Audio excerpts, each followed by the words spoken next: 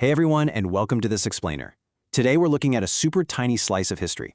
I mean, it's really just a micro story, but it packs an absolutely profound lesson. We're looking at a classic encounter titled The Cowboy and the Commissioner, and it is just this beautifully simple tale about power, nature, and, well, unexpected empathy. We're going to break down this brief little interaction, because the lessons hidden in here, they resonate just as much today as they did back then. So, I want you to think about this for a second. What actually happens when unstoppable government progress meets a fragile bird's nest? It's a pretty wild thought experiment, right?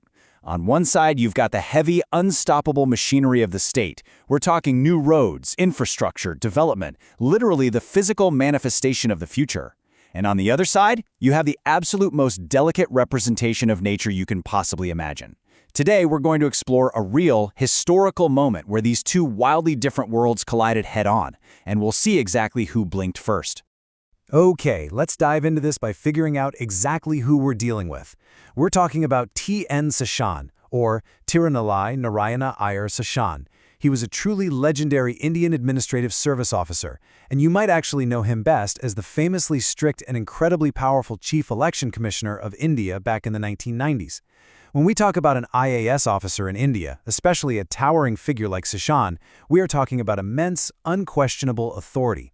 This is a guy whose words were essentially law out in the field. He literally represented the absolute power and momentum of the government.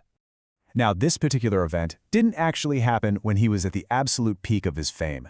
Actually, scratch that, let's go way back to his early days. Picture the scene with me. Seshan is a young, highly authoritative official, and he's out conducting these routine field inspections in a super quiet, untouched rural area. He's out there officially surveying the land, figuring out exactly what needs to be done to bring modern progress to this remote region. Basically, he's the man with a master plan, assessing this rough terrain to pave the way for the future. So the whole conflict kicks off in this totally quiet, undisturbed rural setting.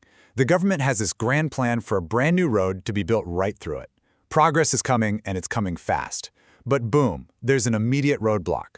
A tall tree is standing directly in the designated path, and it's got these low-hanging branches right where the construction crews need to work. It's a classic setup, isn't it? Human infrastructure is about to permanently alter the natural landscape just to make way for tomorrow. Seeing these low-hanging branches blocking his brand new road, Seshan just issues a totally standard directive to a local cowboy who happens to be there. He says, "We'll have to cut these branches. Can you bring them down?" Notice how incredibly casual that tone is. It's a purely routine command from a powerful government official to a local worker. There's zero deep philosophical consideration of the tree itself. To the commissioner, it's just a physical obstacle in the way of his road, a minor, annoying problem to be solved immediately. He fully expects a simple "yes, sir," and for the clearing work to just start right then and there. But the cowboy doesn't just blindly grab an axe and start hacking away. His reaction is incredibly deliberate. It's almost like time slows down. First, he nods, just a simple, polite acknowledgement of the officer's authority. Second, he walks up to the tree, physically getting closer to the obstacle. Third, he looks up, taking a genuine moment to observe what he's just been ordered to destroy. And finally, after this long, deliberate pause, he quietly replies. He literally takes the time to really see the tree before he utters a single syllable back to the commissioner. Now, what's really interesting about this slide is how perfectly it captures a stark juxtaposition of two completely different perspectives. Look at the left side. We have the commissioner's view, where those branches are just a logistical problem that needs to be eliminated. But then, look on the right. We see the cowboy's reality, where those exact same branches are a fragile home to the vulnerable. It is the exact same tree, the exact same wood and leaves, but it represents two entirely different worlds depending on who is doing the looking. So after that deliberate pause, the cowboy delivers this gentle, remarkably dignified response. He says, "Sir, I can cut the branches, but there's a bird's nest on it with little ones inside." Notice how he doesn't aggressively challenge the officer's authority. He respectfully acknowledges the order, confirming, yeah, he can absolutely cut the branches. But then he softly introduces this hidden reality that the fast-moving, relentless bureaucracy completely missed. He brings the emotional weight of the situation right to the forefront, and in doing so, he completely shifts the entire dynamic of the conversation. He continues, making the consequences totally crystal clear. If I cut it now, they'll die.